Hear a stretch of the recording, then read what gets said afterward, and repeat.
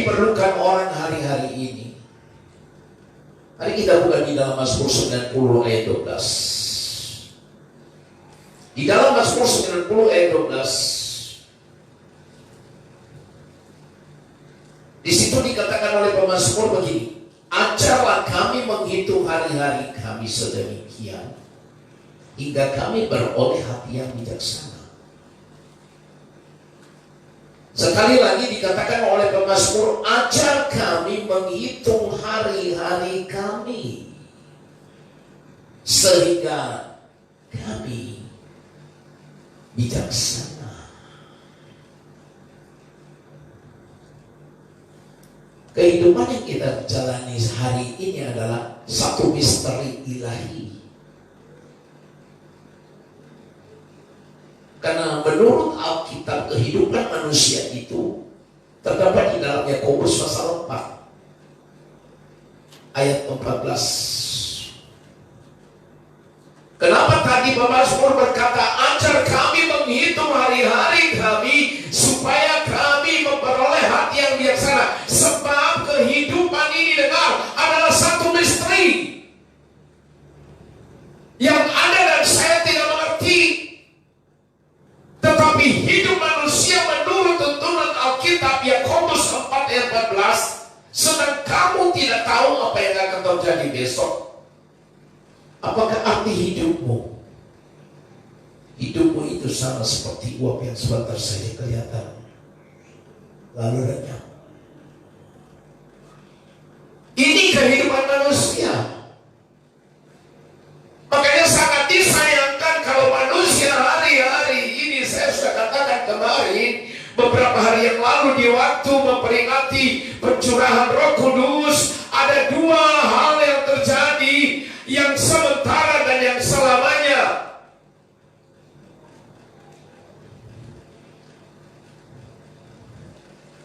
Hari-hari ini kita perlu memperoleh kepenuhan Roh Kudus.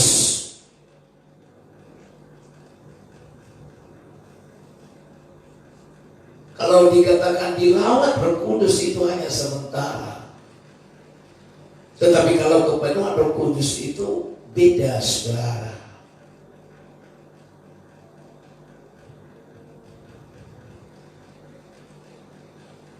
Yang pertama itu, ya, bukan kepenuhan,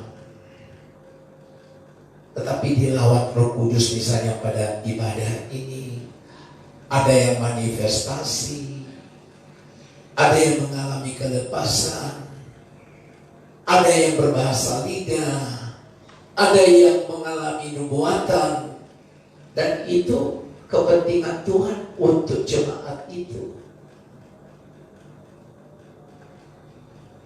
Kepentingan Tuhan, bukan kepentingan gereja. Itu bagi umatnya agar memperoleh pengenalan akan Tuhan. Itu hanya sementara. Tetapi kepenuhan Roh Kudus artinya selama kehidupan kita berjalan bersama dengan Tuhan dan mengerti rencana Tuhan dan melakukan segala apa yang diperintahkannya, dan kita berbuah. Itu kepenuhan. Dididik dari satu kebenaran kepada kebenaran.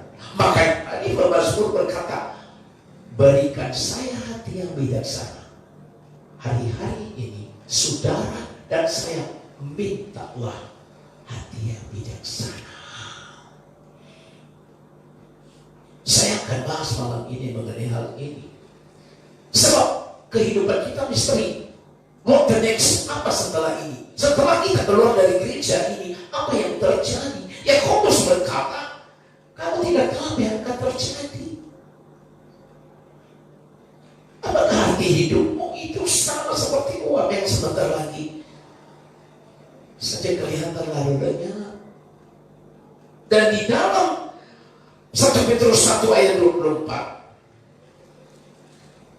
ini loh, kenapa saya kasih ayat-ayat perbandingan ini? Supaya saudara punya hati yang bijaksana dalam menjalani hidup ini. Sebab semua yang hidup adalah seperti rumput, dan segala kemuliaannya seperti bunga rumput. Rumput menjadi kering, dan apa saudara? dan bunga gugur. Kenapa dikatakan berikan aku hati yang bijaksana? Maaf, tidak ada yang dapat kita banggakan dalam hidup ini.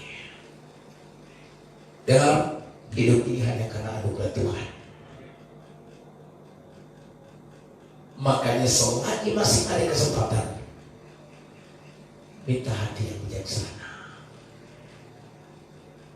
Amin. Menghadapi hari-hari ini, ada sesuatu yang harus kita peroleh. Apakah saudara bijaksana dalam hidup atau tidak?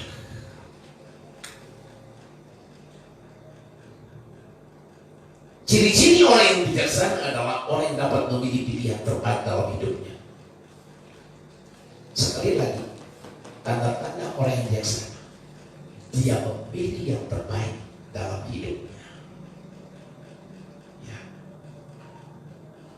Mari kita buka dalam Amsal 19 ayat 20.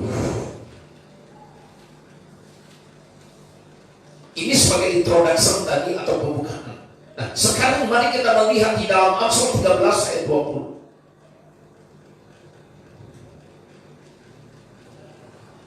Salomo berkata begini, siapa bergaul dengan orang bijak menjadi apa saudaraku? Menjadi bijak.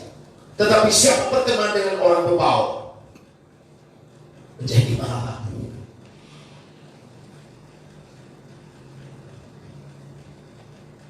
Sekali lagi tadi dikatakan oleh pemazmur, berikan aku hati yang bijaksana.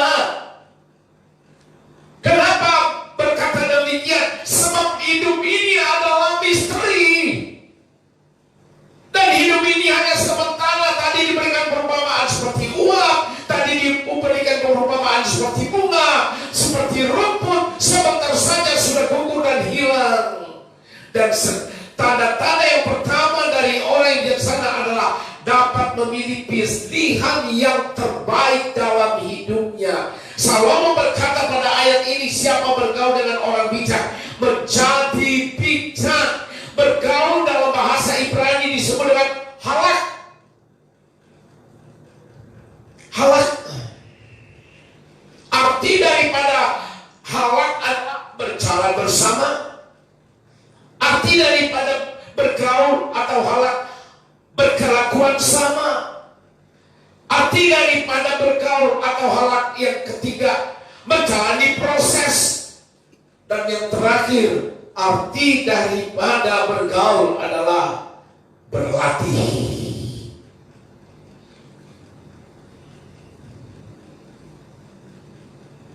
Bergaul, Salomo berkata, bergaul.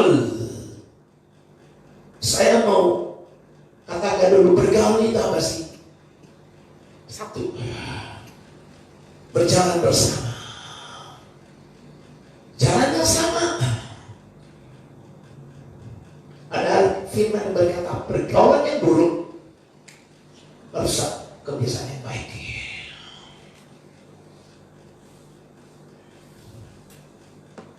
Bergaul adalah berjalan bersama. Kemudian bergaul. Kedua, bergaul artinya kelakuannya sama. Kalau Anda bergaul dengan orang yang suka memuji Tuhan, pasti hidup Anda juga akan demikian, kan? Makanya bijak ketika menjalani proses, kemudian berlatih. Siapa saja yang saya katakan tadi berjalan bersama, berkelakuan bersama, menjalani proses, orang itu disebut bijaksana. Dengar. Orang yang mau bergaul bersama, orang yang mau berkelakuan sama, kelakuannya persis like father, like son, like mother, like daughter.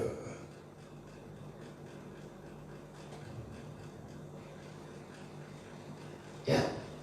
Apabila kita memenuhi 4 kriteria ini, maka kita disebut orang yang bijaksana.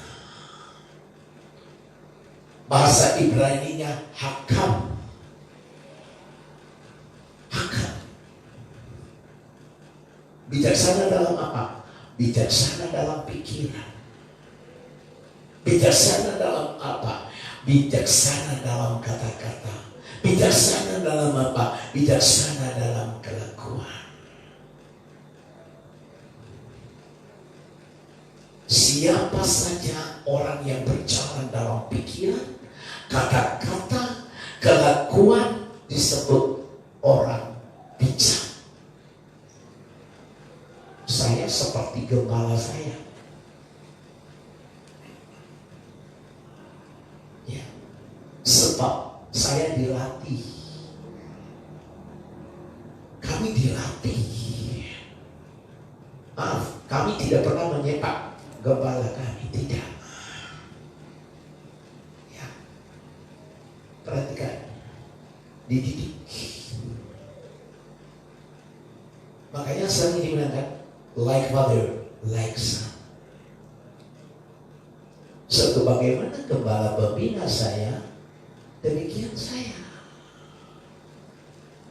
Yang saya bingung kalau sebagai orang lain, different. Nah ini bahaya.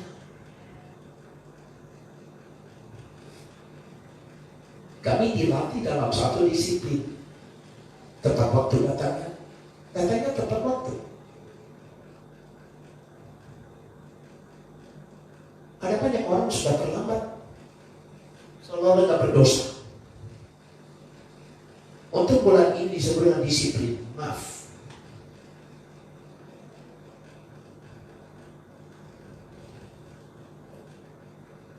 Betul. Mau hidup bijaksana. Sekali lagi yang disebut dengan bijaksana hakam adalah pikirannya, kata-katanya, kelakuannya berjalan dalam segala sesuatu sama-sama seperti pimpinannya, sama-sama seperti yang diinginkan Tuhan, dan menjalani proses berlatih. Amin. Tidak mungkin satu lagu akan sukses kalau tidak dilatih. Jangan harap.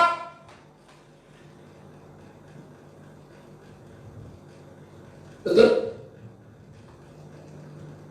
Jangan asal pun. No.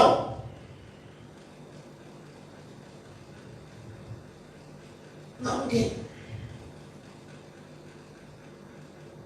Latihan militer itu berkata begini, lebih baik berdarah-darah waktu latihan daripada berdarah-darah waktu perang. Betul? Bijaksana.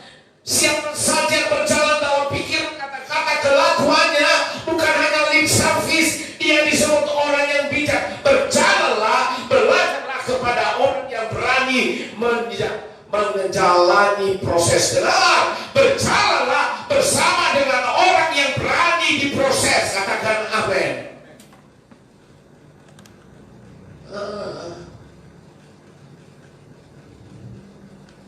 Ayo, berjalan bersama dengan orang yang murni, yang suka diproses, orang yang berani menjalani proses, orang yang berarti. Tidak ada dalam Alkitab hamba-hamba Tuhan yang besar bisa dipakai Tuhan, mulai dari Musa, Yusuf. Itu namanya bijaksana. Betul ya? Nah, hari-hari ini cari bapak rohanimu, orang yang mau diproses dan proses kita. Betul kan? Nah, banyak orang menghindari ini, saudara. Apa dikatakan Ayub di dalam pasal yang ke-23? Kalau dia memuji aku, biarlah dia melihat aku muncul seperti emas. Itu yang diproses. Ini orangnya bijaksana banget.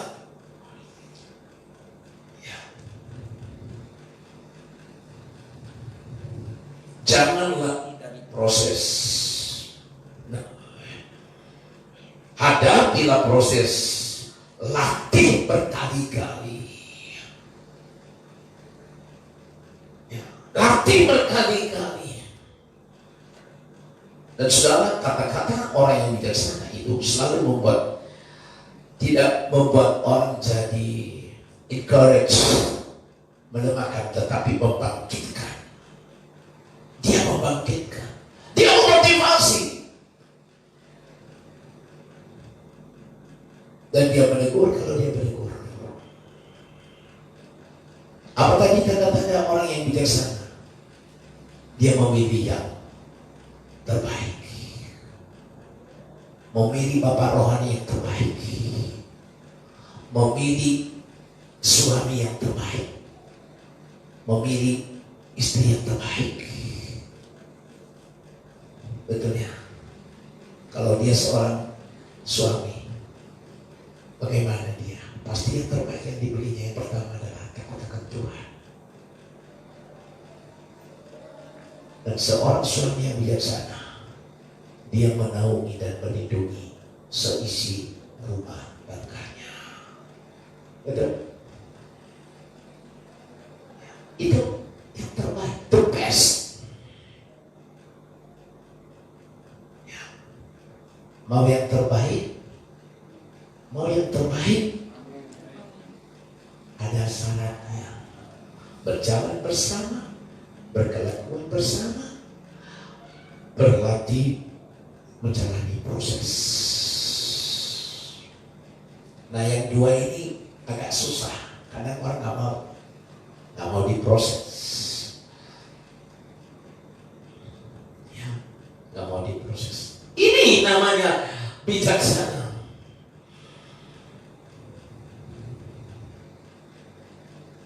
Begini, Ustaz. Orang yang bijaksana itu dia akan berkata begini. Dalam menghadapi hari-hari seperti begini, satu, ada krisis yang sedang kita hadapi ini. Saya harus belajar apa? Ini. Di dalam menghadapi hari-hari ini, seorang yang biasanya bertanya dalam dirinya, dalam menghadapi ini, apa yang harus saya lakukan? Apa yang harus saya buat? Saya sedang diajar Tuhan apa? Makanya tadi Daud pemazmur berkata, ajarlah kami menghitung hari-hari kami. Dalam menghadapi COVID ini, kita harus bertanya, apa yang harus saya pelajari dengan adanya ini? Bukan melemparkan tanggung jawab.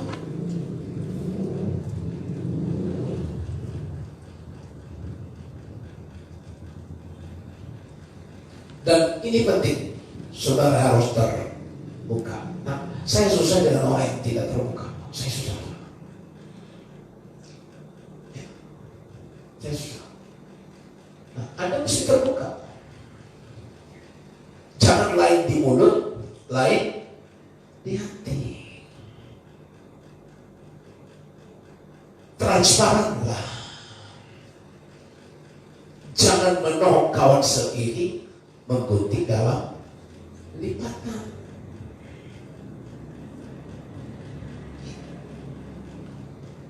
Orang bijaksana ada pertanyaan dalam dirinya, seperti yang sekarang ini. Saya harus belajar untuk menghadapi COVID ini. Saya harus belajar apa Tuhan?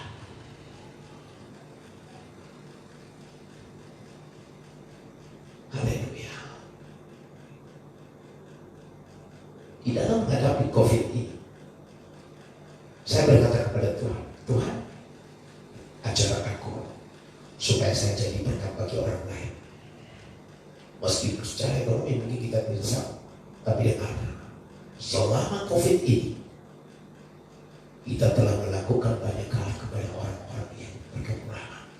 Ada 200 lebih yang kita kasih sembako yang layak diberikan kepada orang itu. Kita telah membedah rumah di daerah utara Selesai dalam tempo 3 hari. Besok saya mulai lagi membedah rumah di daerah Bawalato. Saya bilang, ajar aku memberi ini dari hati. Besok saya akan mulai lagi.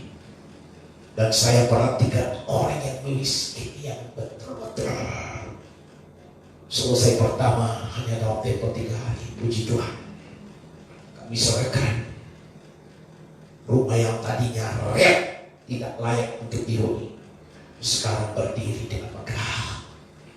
Kami berdoa dan saya berkata, ditanya dari mana? Dari Tuhan Yesus. Belajar. Ishak menabur di waktu keadaan, pada waktu itu keadaan kering. Dia punya hati yang bijaksana. Setiap malam saya berdoa pakai hidup.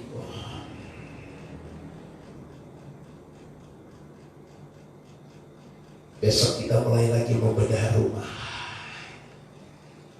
di Bawalato. Selesai dalam tempo 3 hari. Kami serahkan lagi nanti kepada aparat desa dan kepada yang membutuhkan.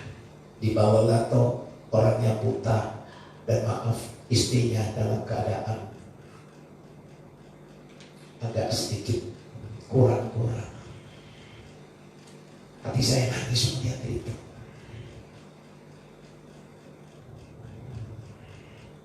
Saya mau mengajar saudara melalui bijaksana. Tambah ada banyak memberi, tambah ada banyak diberkati. Setiap hari ada orang datang ke rumah telepon, kami bisa sembako, kasih. Itu Tuhan mengajar saya.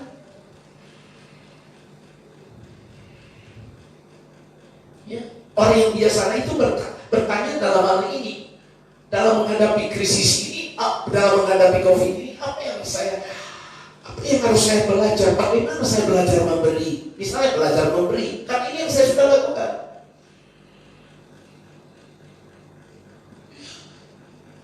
Nah, itu namanya bijaksana. Yang kedua, ada satu pertanyaan dari orang yang bijaksana. Apa yang sedang saya hadapi? Apa yang sedang Tuhan ajarkan kepada saya? Yang kedua, kita minta, Tuhan, apa yang akan Tuhan ajarkan kepada saya?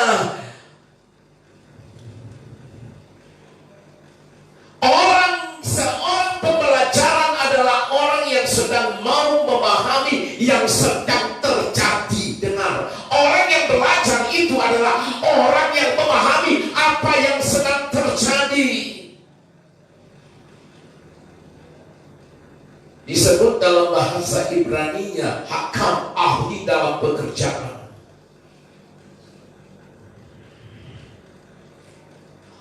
Penuh dengan keyakinan, penuh dengan kreativitas.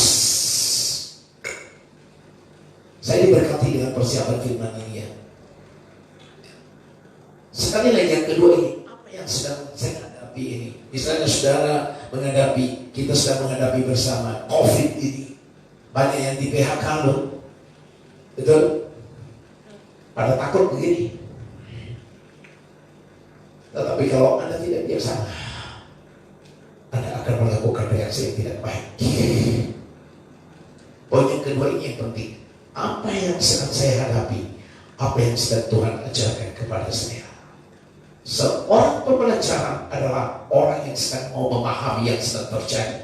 Pahami betul. Dalam bahasa Ibrani-nya disebut dengan hakam, ahli dalam pekerjaan, penuh dengan kreativitas, inovasi. Berjalanlah bersama dengan mereka dan tirulah mereka yang sering ada inovasi yang baru. Katakan amin. Belajar kepada orang yang berhasil. Jangan iri. Belajar. Makanya kepenuhan Roh Kudus saya katakan, bagaimana dia berbuah sampai masa masa tua pun dikatakan dia masih menghasilkan buah. Ya, jadi bijaksana artinya bergaul bersama, berkelakuan bersama, menjalani proses. Katakan amin.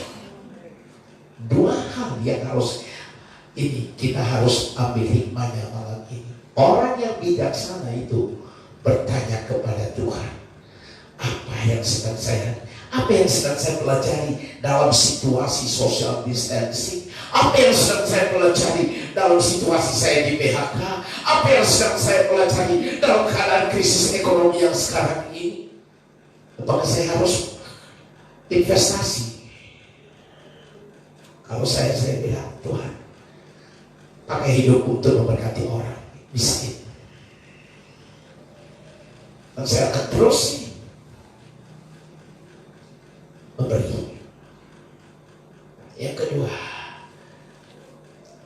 bertanya, apa yang sedang saya hadapi? Apa yang sedang Tuhan ajarkan kepada saya melalui pembelajaran namanya Hakam? Belajarlah dengan mereka yang banyak inovasi. Tirulah mereka yang bersama dalam segala sesuatu. Kenapa dia ada inovasi, ada kreativitas? Untuk anak muda,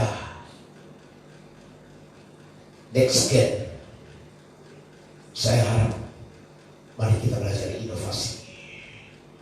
Saya berikan kebebasan kepada anak muda mulai minggu ini. Mau apa saja, hubungin sekretariat. Saya punya inovasi. Ya, begini. Ya, mading. Saya bisa bersaksi melalui tulisan. Sudah waktunya belajar dari orang-orang yang pernah berhasil. Saudaraku, tirulah orang-orang yang bijaksana. Katakan amin. Amin, saudaraku. Ini dalam. Yang kedua, di dalam Amsal tadi, ini tadi bagian A. Bagian B, tetapi siapa berteman dengan orang berbau menjadi apa? Nah, ini repot. Siapa berteman dengan orang bebal akan malang.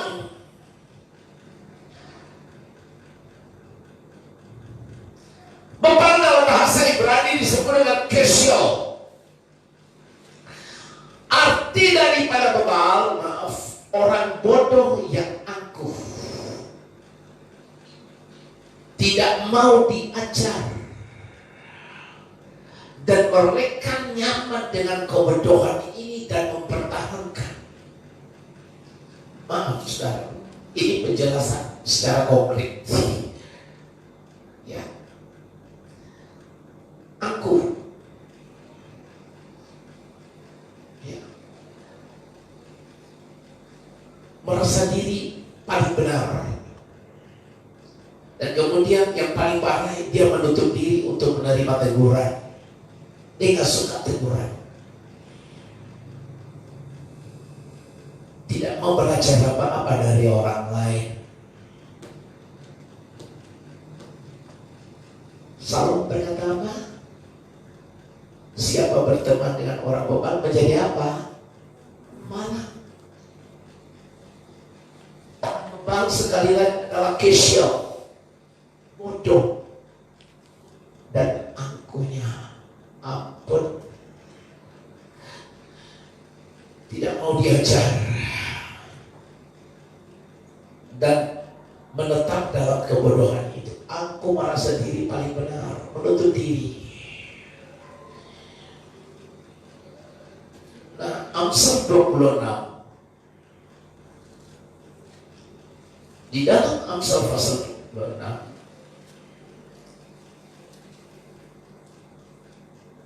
ada satu pernyataan dari Salomo di sana.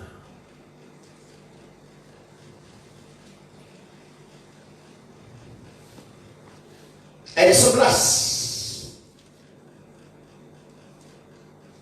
26 ayat 11, seperti anjing kembali kepada montanya. Apa Salomo bilang? Demikianlah orang bebal yang apa? Mengulangi kebodohannya.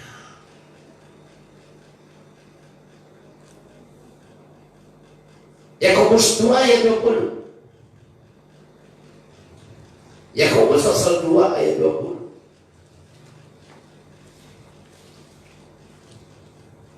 Apa dikatakan oleh Yakobus? Di dalam Yakobus pasal 2 ayat 20.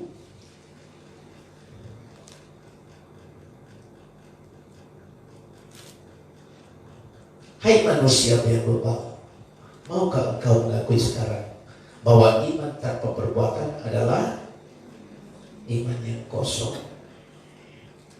Saudara, perkataan bebal dalam Yakobus ini disebut dengan flakas. Ini bahasa Yunani, fleki.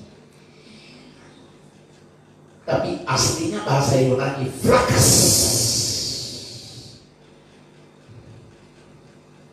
Artinya bebal itu adalah orang yang kaya akan kebodohan. Ya. Anak saya pernah berkata begini sama saya, karena dia filsafat. Dia bilang, Pak, orang itu tidak tahu apa yang dikatakannya. Dia tidak tahu apa dia tidak tahu. Jadi asal dia ngomongnya. Nah, saudara, kau perhatikan, bebal, fleki, flakas adalah orang yang kaya akan kebodohan, koleksi. Mereka adalah kebodohan itu sendiri. Apa yang dikoleksinya? Anggur. Apa lagi? Nggak mau belajar dari orang lain. Ya, nggak mau. Dengar, saudara, kalau Anda mencoba itu, alangkah malangnya orang bebal akan marah. Jangan bergaul, merasa diri paling benar. Salomo berkata, jangan berteman dengan orang ini yang seperti ini. Berteman dalam pengertiannya ra'ah, artinya jangan mau dipimpin, digembalakan orang yang angkuh. Jangan. Ya. Jadi saya berdoa jemaat yang ada di tempat ini malam ini adalah orang-orang yang mau belajar dari orang yang bijak. Dikatakan tadi, siapa berteman dengan orang bebal menjadi malang. Jangan berteman dengan orang seperti ini. Kata berteman dikatakan dalam bahasa Ibrani ra'ah, artinya jangan dipimpin orang yang angkuh, jangan dipimpin oleh orang bodoh, ya. Tetapi bergaullah dengan orang bijak untuk memperkaya pengetahuan saya dan saudara. Amin. Belajarlah daripada orang yang bijak untuk memperoleh pengetahuan, tetapi orang yang menambah kebodohan dalam hidup mereka. Mereka sangat kaya dengan kebodohan dan tidak mau mengakui kelemahan. Saudaraku, malam ini saya mau memberikan beberapa kepada kita bagaimana supaya kita bijaksana. Mari buka di dalam Markus 14 ayat 38.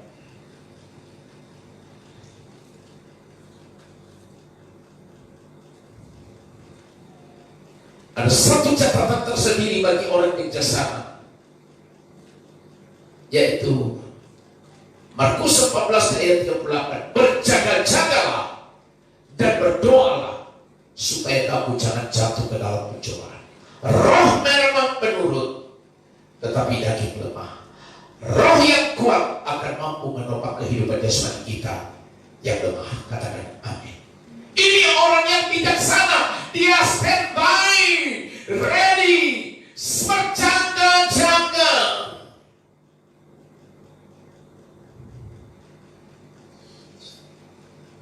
Kesimpulan saya yang kedua, orang yang bijaksana, orang yang tahu kepada siapa dia dapat menyandarkan hidupnya. Yang kedua, orang yang bijaksana, dia tahu kepada siapa dia menyandarkan hidupnya. Jangan berharap kepada orang bebal. Jangan mau dipimpin sama orang bebal. Ya. Tetapi biar dipimpin oleh orang yang bijaksana. Yang kedua, orang yang tahu kepada siapa dia dapat menyandarkan hidupnya. Orang yang bijaksana itu dia tahu kepada siapa dia harus sharing, dia kepada siapa dia harus terbuka, dan kepada siapa dia mempercayakan apapun yang diceritakannya pasti akan mendapat sesuatu yang luar biasa. Mazmur 37 ayat 5.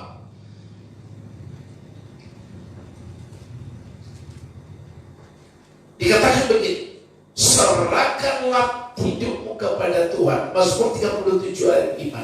Serahkanlah hidupmu kepada Tuhan dan percayalah kepadanya, dan Ia akan apa? Bertindak. Jadi dalam hal ini bukan keadaan atau kondisi hidup kita, tetapi berada di tangan siapa saudara hari-hari ini. Di tangan siapakah kita hidup hari-hari ini? Apakah Anda bersandar kepada kekuatanmu sendiri, bersandar kepada uangmu, bersandar kepada pangkatmu? Maaf, di hari-hari penuh dengan COVID ini dan ketidakpastian, itu tidak menjamin. Tetapi pemazmur berkata, serahkan hidupmu kepada Tuhan dan percayalah kepadanya, dan Ia akan bertindak. Menjadi pertanyaan saya malam ini, di tangan siapa saudara Anda? Dan itu akan kelihatan banyak. Hanya pada tangan Tuhanlah kita dapat mengerjakan dan melakukan perkara-perkara yang besar. Meskipun terjadi ketidakpastian, anak-anak Tuhan yang ada di tempat ini dengar, hidupmu pasti ada kepastian. Ya. Sebab Anda harus yakin, saya ada di tangan Tuhan. Saya ada di tangan pemimpin yang bijaksana, bukan di tangan orang bebal. Ya. Sebab orang bebal katanya, apabila Anda bergaul pada orang bebal, malah harapan saya malam ini, di dalam ruangan ini kita ada di tangan yang benar, yaitu